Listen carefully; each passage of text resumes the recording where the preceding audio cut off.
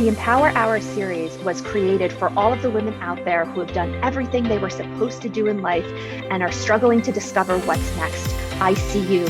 You know there's so much more out there, but you just don't know how to align with what's next for you. Well, you're not going to struggle anymore. It's time for you to create your new path and fall in love with your life over and over again. See that badass woman over there who has discovered what's next for her? Let's go ask her to share how she did it and become inspired. And if she can discover what's next, so can you. Hello, everybody. My name is Suzanne Orlando, and welcome to the EmpowHER Hour series. This is a show where we hear from women who have stepped into a new place in their life, and this is a place where they are here to share their inspiration with you. And today we have our special guest, Angela Engel. So Angela is a mom of three who started her career in book publishing about 21 years ago. And she decided to transition into her new path while she was 6 months pregnant with her third child. Talk about courageous.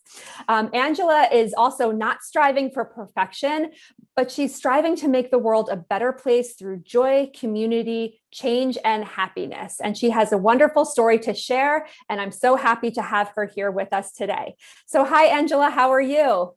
Hi, Suzanne. I'm so excited to be here. I'm good. It's nice. It's a Friday. It is a Friday, which is nice. So starting off, you said that you had a 21-year career in publishing. So can you tell us a little bit about what led you to that space and then kind of what helped you to transition into the new space that you're in?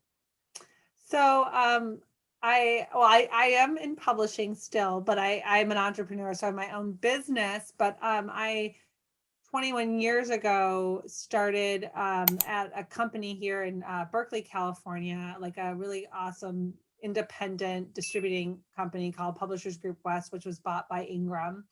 And we were the champions of these small independent presses. I was right out of college, a comparative lit major in creative writer, and what better place to do it but like have energy and get a job in publishing. And I got a job in marketing, and specifically in marketing. So that's how I started. Okay, that's awesome. So what I hear you saying too is a lot of the times when I speak with a lot of women, they often say that, they get to a point in their life and they say, I've checked all of the boxes in my life. I did career, I did the family thing, I got, I had the kids, I got married, and then they get into a different place in their life. So it sounds like as you started, right? You started this career, you went to college. So you started to check off all of these boxes in your life.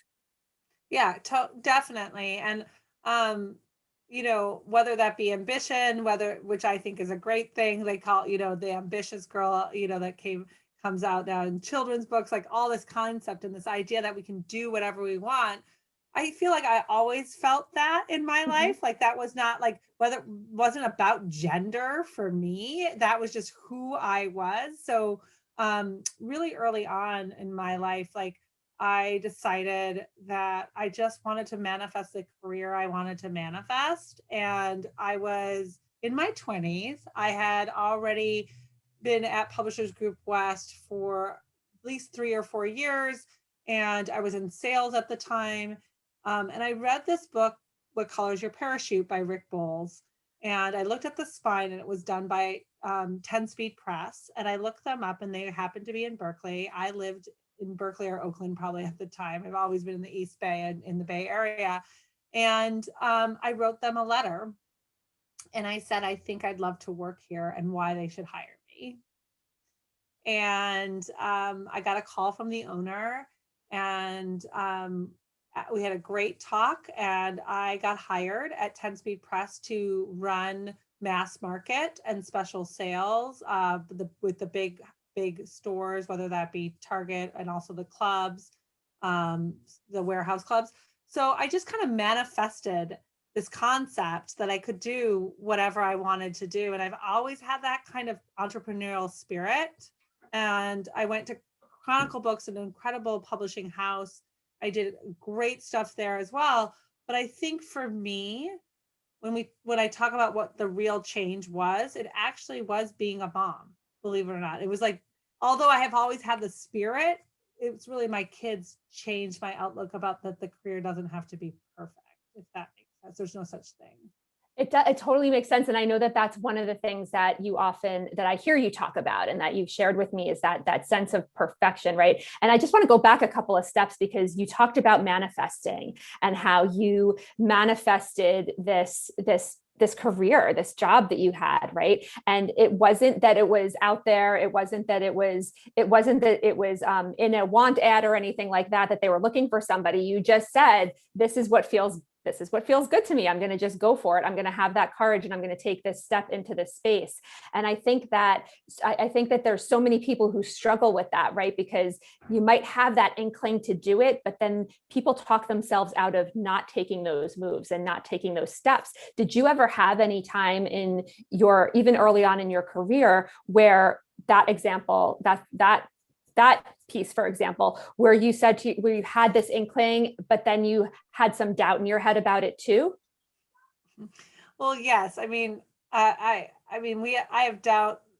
We all do. I think we doubt ourselves, and I think that is sort of, an Achilles heel. But I try to remind myself, if I surround myself with people that lift me up, that are optimistic like me, that really champion sort of some of my ideals and my beliefs. If I surround myself with those similar people, then I'm actually going to be able to accomplish what I want to accomplish. When I get stuck, to be honest, maybe because I'm surrounded myself with somebody who's kind of bringing me down.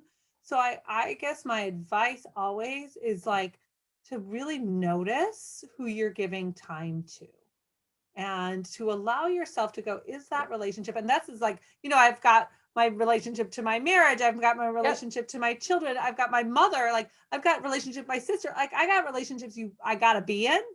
So then the other relationships, like, do they serve you? And I don't mean that just in friendships. I mean that in your career, in your boss, in your peers, in your employees, in the people around you, and how are you being treated and how are you treating them?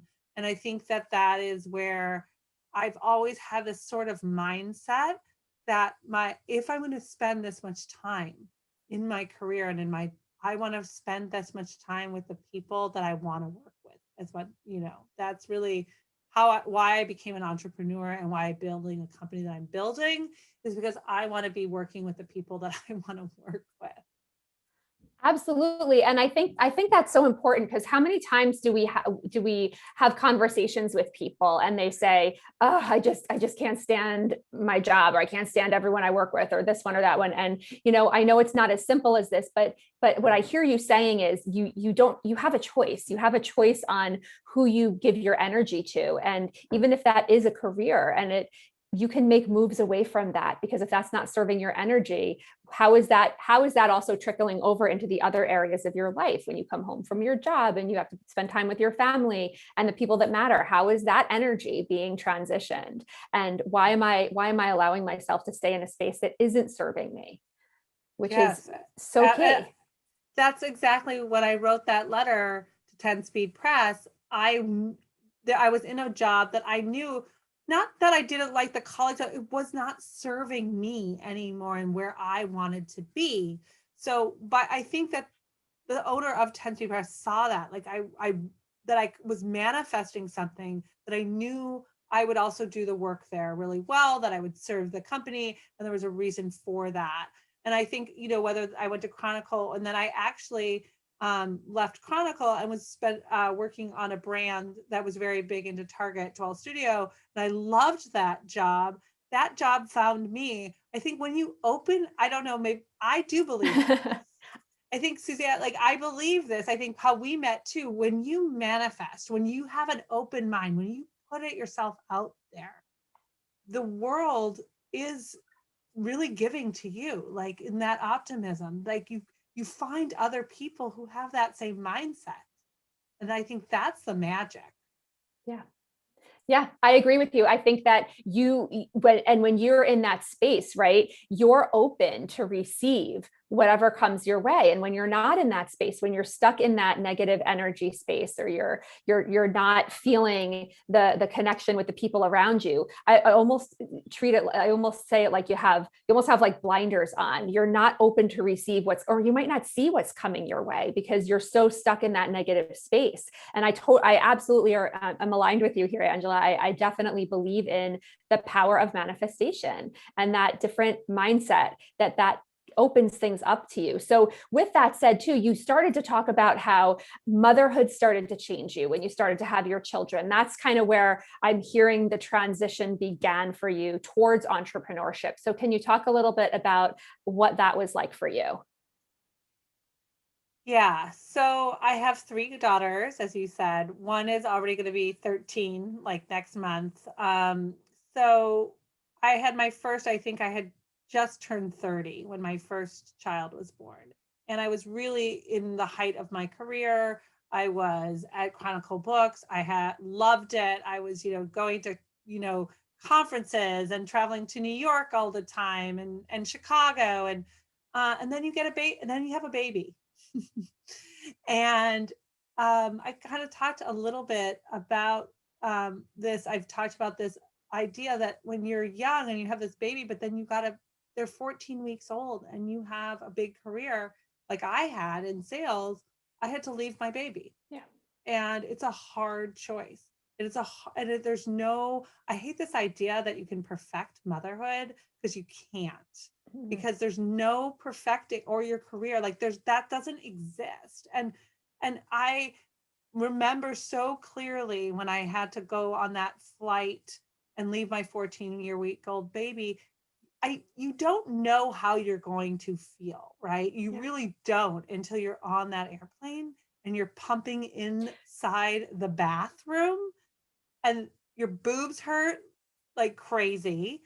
And you literally, then you land in Chicago and you get on the shuttle to go get your underwear and your boobs hurt again. And you're like, did I just pump 2 hours ago?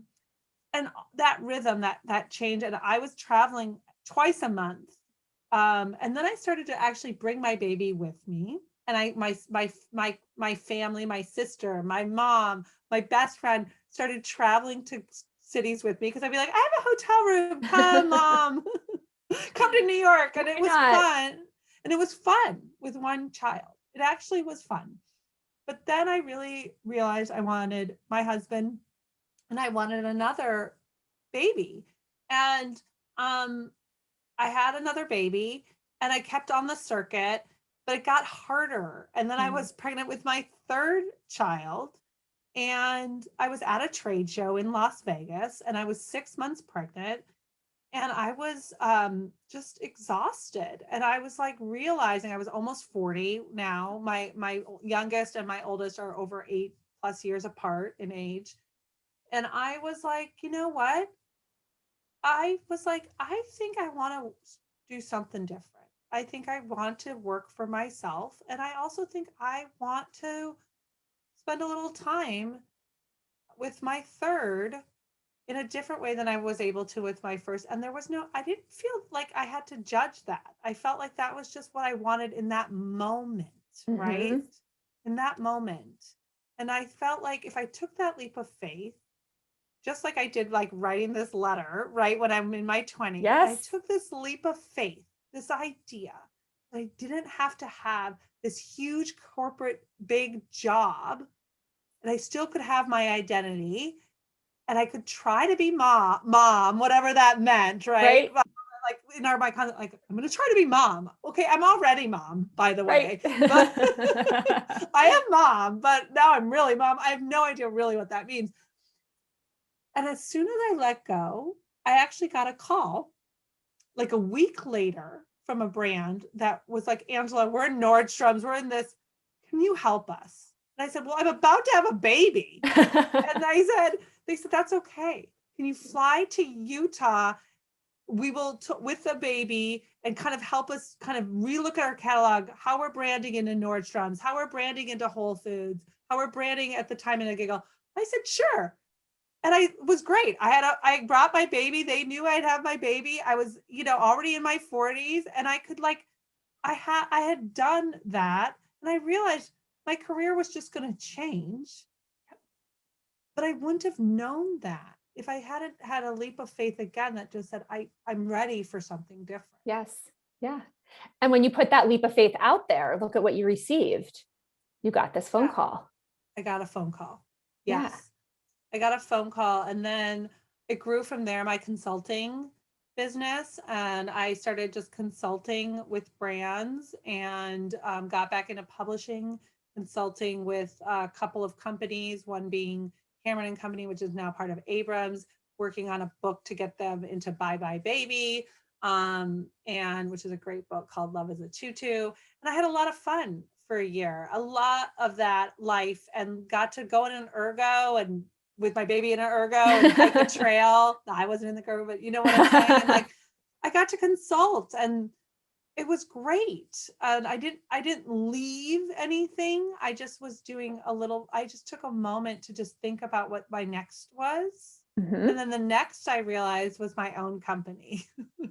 So, Angela, what you were saying was really significant, because the place in which you pivoted in your life, you were 6 months pregnant, you had that aha moment when you were in Las Vegas, you knew that you didn't want that corporate world was not working for you anymore. And you also had that phone call that was asking you for your expertise on a consultative basis. And I think what's so interesting about that piece of your story is a lot of women that I speak to, and myself included, there's a huge struggle when we have a spark that ignites in us and we're thinking, oh my gosh, I don't want to do this anymore, or this is what I want to do.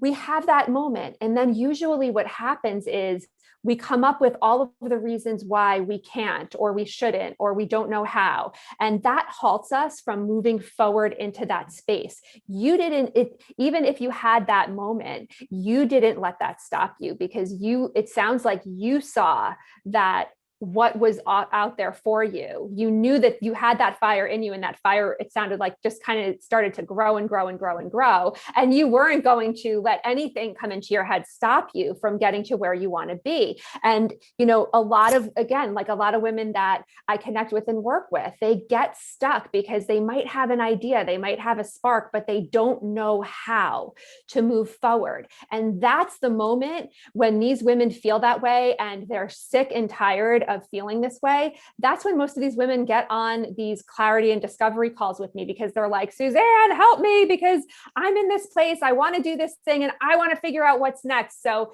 that's why I offer these amazing calls where people can start that process and start to tell me their story, so we can kind of figure out what path they can go on to next. So I would love for you to keep sharing about how as you were transitioning into this space, were you ever like, oh, what am I doing? Like, is this okay? Or what if? Did you have like this dialogue and this conversation as you started to move into this space away from the corporate area and into the entrepreneurial space? Yeah, for sure. And like, I think this goes back to how we surround ourselves, how we build community. I think as women, that is really important. So what did I start doing? I started to like join network groups. I joined a Hey Mama network group with other women entrepreneurs, and that were meeting once a month in the Bay Area. Just even having coffee with people. How are we handling this? How are you feeling? When do you start payroll? Like simple things like that. That was really helpful. I think, again, who is serving you from friendships is really, really key when you are starting your business. Like, what's serving you, and being able to really be clear about your intentions and your boundaries. So, that has definitely helps. Also for me, I have a really close friend and colleague. They're hard to find, to be honest, when you find that person that was with you in business for a very long time. Her name's Lauren Bensinger, and she and I met in our 20s at Publishers Group West. And she's sort of like my sounding board. And although I always thought I'd have a co-founder, she was like, Angela, you can do this completely on your own. But she's always like been my like person when I'm really needing it, in some type of high level advice. And she'll like, it's even like, hey, will you go get our nails done and walk this bookstore and like talk to me about what I'm doing within my career and in my life, and am I making the right decision? And so my biggest advice for anybody is like, the first thing is I just left. I didn't have that phone call, remember? And Mhm. but if you have this mindset that like it's going to be okay, Yeah. I'm going to be optimistic. I'm going to open myself to the world, and I'm going to just find two people even that when I take that leap of faith will always be my sounding board. That's what I did, and I continue to do. That's amazing. I love that advice. And I know that that's something that you have sprinkled in throughout this conversation, that whole sense of community, that whole sense of finding people to lift you up, that lift each other up. And it might not be the people that you expect it to be, right? Because you mentioned when you go into and shift into this entrepreneurial space, or you start to do something different. There's been times I know that I've experienced this too, where I've been super excited about something and I share it with my friends, and it's almost like cue the crickets, because they don't get it. And that's okay, because that's okay.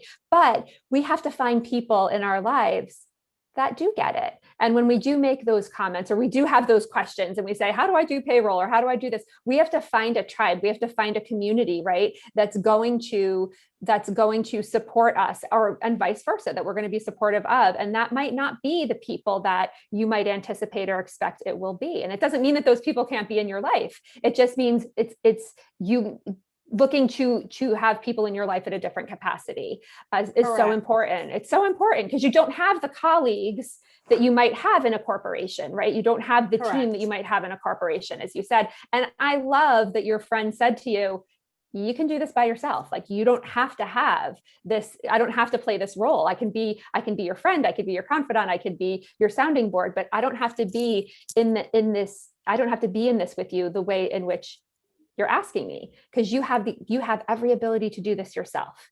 And I love that she instilled that, she reinforced and instilled that confidence within you to be able to do that.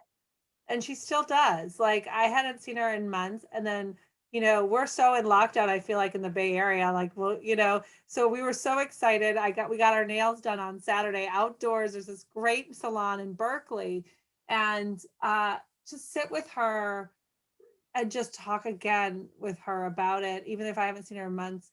That's the role that she's played now for the Collective Book Studios, is now going into year 3, and is something that I so proud of, and that she continually just says, you got this, like, you got this. And and necessarily Lauren necessarily is not some of my best friend that I might walk with every week, or do have coffee with every week, or the mom friends of my kids.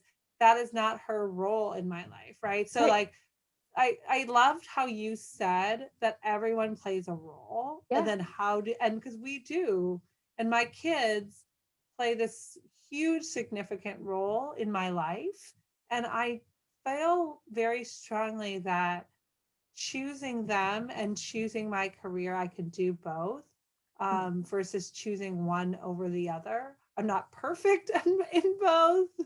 And I'm not striving for perfection in either. But what I am striving for is this concept that, wait a second, I'm allowed to choose both. Yes. And I love that, right? I have the choice. I have the ability to choose both. And I love how you're talking about not striving for perfection.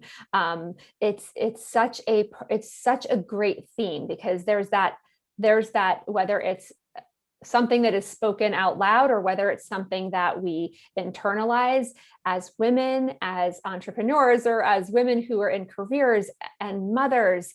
We have this expectation of ourselves that we have to do all the things, that we have to be perfect at all the things that we do, that when we send our kids to school with the lunch, it has to look like the Pinterest thing. Like, there's all of these different cliches, right? But I feel like whether it's told to us directly or indirectly, there's this concept that we have to do all the things. And I love that you said that that's not what this is about. That's not what this is about. I can choose to do both things, but I know that perfection probably isn't something that exists here. And that's where I'm at, and that's okay. Totally. Yeah. Like actually it feels really good because I'm now in my 40s and I can tell you I did not feel that before in my 30s as a young mom. Yeah. Like I did it in my corporate. Like I didn't feel I felt I always had to choose. And now I'm at this moment when I think it was my third baby was like, wait a second. I have a choice. I have a choice. And just as much as having that third baby, I mean, honestly, it wasn't planned. Like it was like my husband is now 50. Like it was like, oops, we have this, Yeah. the mirror, oh, we got pregnant for the third baby because I was really high up in my career. I was traveling all the time. Two, and then so many reasons for two, right? Yes. In terms of like fitting on an airplane or economical or whatever, Yeah. the booth at a restaurant. But when I got that pregnancy for my third child, I was like, and I yeah, something just was like, wait a second, I'm choosing to have this baby. This is my choice. And if I'm choosing that, I'm also able to choose other things. Like Yep. I think that motherhood is such a we sometimes put so much weight on it, on the name, on the concept, on the ideal of motherhood. Yeah. And I think I'm striving now in my 40s with a preteen teenager, 13-year-old, to say that why is there so much weight on this word? Yeah. There's so much weight on it. So much. And even going, kind of going back to that whole idea of recognizing that you had a choice. When we operate from a place where we don't feel like we have a choice, what comes with that is a lot of resentment or a lot of disgust or a lot of self-sabotage or a lot of beating ourselves up or comparing ourselves to somebody else who we see who has what we feel we want, and we make up stories as to why we can't have it. So it's such a self-deprecating process when we commit to ourselves that we don't have a choice in the matter of what's happening in our lives. And looking at it from that lens that you shared, that I do have a choice. I don't have to choose career, or I'm pouring everything into the career, or I'm pouring everything into my family. Why can't I balance both? Why can't I find a way to do both? And even if it takes a little time for me to get to that place, what can I do now to start growing towards that balance that I'm yearning for? Because I don't have to just settle for what I have or what I don't have. I don't have to settle for that right now. Correct. And I want to kind of, so to give the viewer concept, like Yes. context, my husband and I are both small business owners. So we don't have necessarily, and we live in the Bay Area, which is a very expensive place to live. Mm-hmm. So we don't necessarily have the choice not to work, right? Like that is not our choice. So it was really nice when I got the phone call and I was consulting and take time off. But like my husband always said when I wanted to leave this, and I had a 401k and there was lots of wonderful things about it. He said, we all make choices, right? How we go out to dinner, how we buy our car, do we go on the vacation? Like all of those things are choices.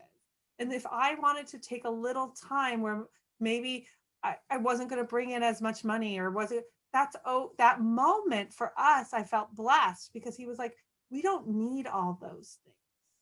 Yep. We don't need that big trip to Hawaii this year. Like I've never been to Hawaii, but you know what I'm saying? Like, and so that idea that like you do also have a choice. And yes, when the COVID hit and my husband's in the restaurant business, I do need to make income for sure.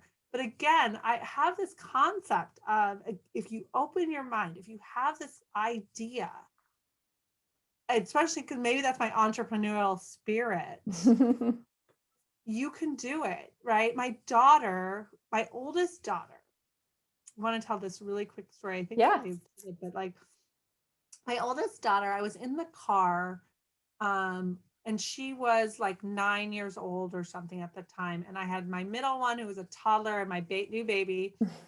And I was barely consulting, not making a ton of money at the time, like kind of a little bit here and there. And they all want stuff. Girls, they were talking about going to the, I don't know. I think my oldest wanted to go to the Gap with my 5-year-old, my preteen was like, yes, can we go? And I just lost it. I just like Yeah. kind of turned around and I just said, hey, girls, go ask your father. He makes all the money. And my Oh, 9-year-old said, stop. And she said, Mom, you can make money too. look at that. Look at that. And now she's 13. Oh, And at that moment, I was like, she's totally right. yep. And at that moment, I also realized I have no regrets of the career I built, of the time I left her, the fact that when in kindergarten, I wasn't available to go to the oratorical fest, like Mm.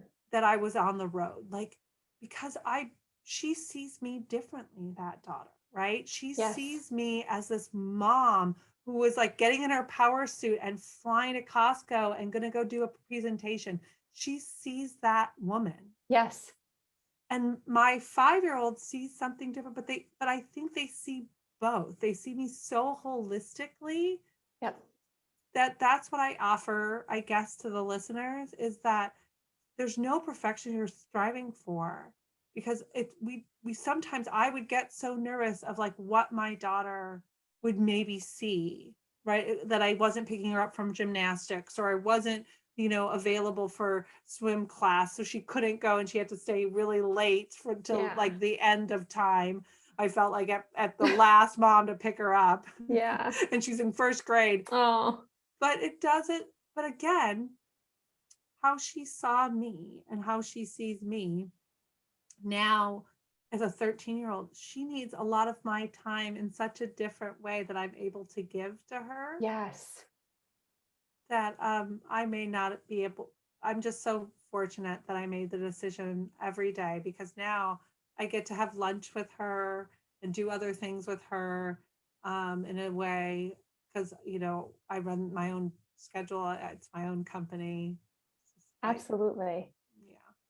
yeah. I love that you shared that story, Angela, because that aha moment when your 9-year-old said, but mom, you can make this money too, and when what we don't realize is our kids, they are watching us, they are watching every move we're making, even if we don't realize it, and they're internalizing what we're doing. And the fact that they saw mom do all of these things and grow this business, and even if they had no idea what it meant, and even if they didn't know, but they saw you in such a way, and what you had instilled in them, what you had instilled in your family, whether knowing it or not, for to have your 9-year-old say, but mom, you can do this too. I mean, what does that say about what they were seeing and what they were hearing and how they were internalizing what was going on? That's a growth mindset right there. That's an optimistic mindset right there, that your children have within them, which is fantastic. And this could be like a totally different topic, but I really value the fact, Angela, that you brought up that your 13-year-old now, and your kids are getting older, right? You have the ability to take her out to lunch and spend time with her. Oftentimes, and all of this is so super important, but oftentimes we as moms, we want to be there when our kids are little. We want to be home when they're little. We want to watch them grow up. That's super important. But what I've found to be true, and I spent many years as a school social worker in a middle school and a high school, and as a psychotherapist, I work with a lot of adolescents too, is I feel like if you could choose one time in your child's life to be home with them, it's those years that your daughter is getting into. It is those years from about 11 to 18. Not that you have to hover over them, but those are the years that they struggle the most, and especially girls. And those are the years that if you could be around, those are the years to be around. Yeah, Suzanne, this is just like, for me, I the guilt, right, of like not being able to, like, could you breastfeed? Could you not breastfeed? Like, Yes. how they, like, I have to be here. Now, when my 13-year-old says that, or when I'm able to go on a walk with her or something, I say, I had so much guilt and the like pumping, and was I saving enough Yes. milk, and Yes. what was that stuff I used to take, this all this like special tea and herbs and Yes. things, supposed To milk get, I tea forgot what it's called, but I to did it too with the pill, that yeah, pill thing. yeah, Yeah. the Yep. green pills to like Yes. make Yes. all of it, Yep. doesn't matter, No. right? In the like it did matter then, but now letting it go and realizing that there was a reason I had that career. I needed it, right? Because I Yes. had this ambition. I had this real desire in my life to really figure out like what it was like to kind of climb a corporate ladder in sales. Yep. And it's hard, and it's a lot of travel, and it's a lot of work. And then to be able to let it go, to say, hey, my daughter is like 8+ years old, Hmm? my oldest at that time. Like, I realized in many ways it was my third baby. I wanted to have time with that baby, but now in retrospect, even talking to you, it's like I wanted to have time with my kids, right? Like again, we talked about like you never get time Right. back, That's right. and like I mind you, a week after I left, I got a phone call. So I was always kind of working. There was never Yes. not that, but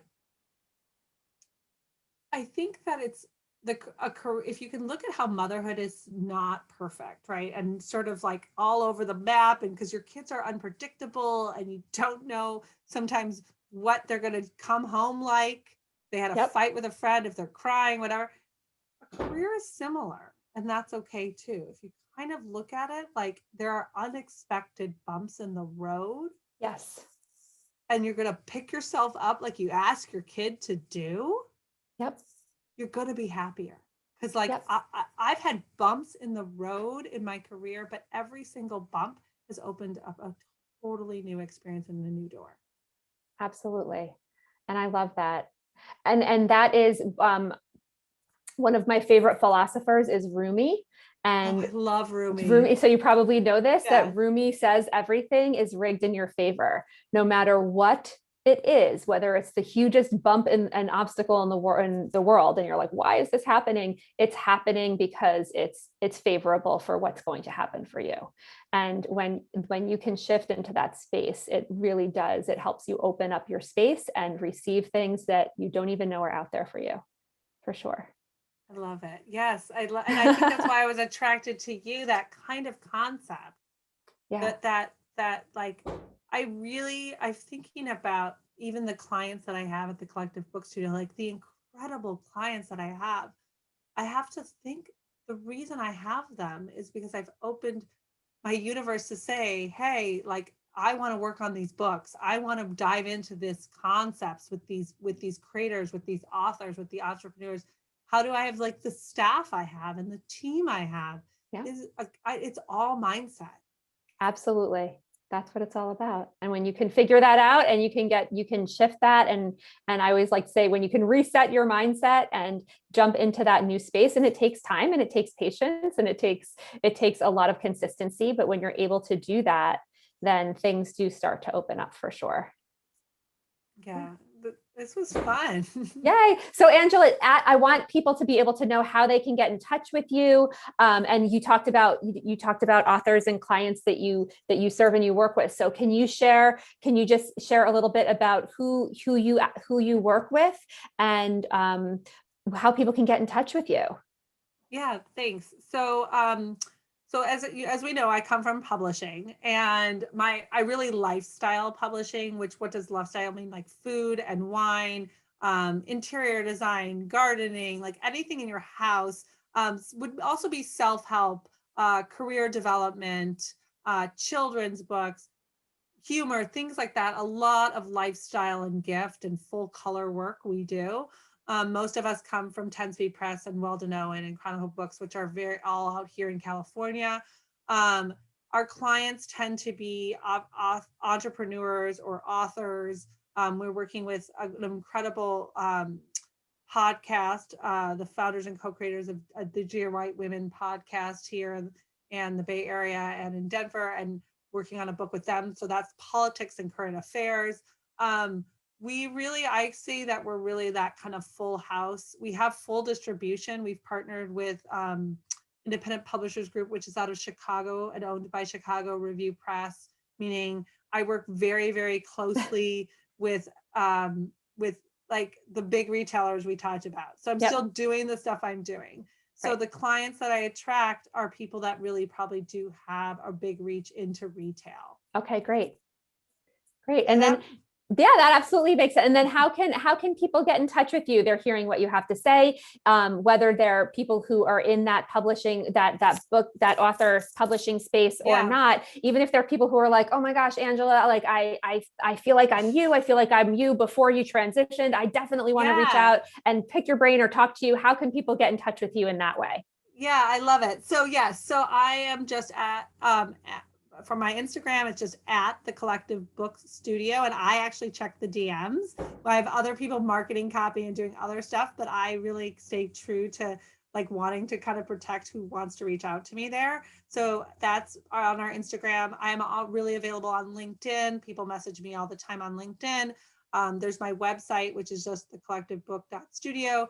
And then there's my email, which is literally so easy. It's just Angela at thecollectivebook.studio. And what I would encourage is to look at our journal, our blog, what I write about. I have this blog called OOO equals success, which is you're out of office, which equals success. And I talk a lot about motherhood in that. There's a lot of things about pivoting in that, the optimistic mindset. I do write. And I would encourage people to read those things. And if you have a book idea, let me know. I mean, I'm happy to kind of guide you, help you. I've sold thousands of books, it feels like now in my 21-year career. So happy to guide people in any way they want. Excellent. Well, this was a great interview. I enjoyed hearing your story, Angela, and everything that unfolded as we talked here. So again, anybody can reach out to Angela, and all of her links are going to be below in this video. And just to wrap it up really quick, I hope everybody had some, this was certainly an inspirational interview, and I hope everybody gained some insight here and got a little bit more fired up as to what they can do for their next step. If you're struggling to understand, what am I going to do next? I know that this is not serving me anymore. I have this fire in me and I don't know what to do. Definitely reach out to me, schedule a clarity call so we can get you moving forward on your next step. The link is below to schedule that with me. And just to close up, just remember, guys, that just because you've done everything you're supposed to do in your life does not mean that you've done everything that you're meant to do. Thank you so much for tuning in, and we'll see you guys on another episode.